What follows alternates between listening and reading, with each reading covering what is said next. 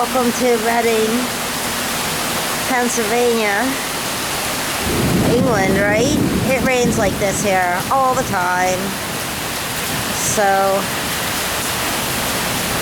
yeah, I'm out here on the porch with Arthur. He doesn't want to go out in the rain. He says it's raining too hard. Steamy. Ooh. These are my two junipers, Rebel and Perry, that I planted from seeds. Oh, years ago, probably 2008 or so. And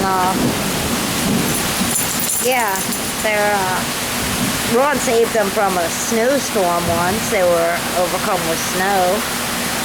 The lights will probably go out, so I probably won't be able to upload this for a while, because the lights go out here all the time too. All the time.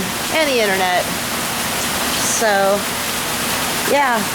Arthur wants to go back in with Frankie, who is in the basement hunting worms and salamanders. That's what he does during rainstorms.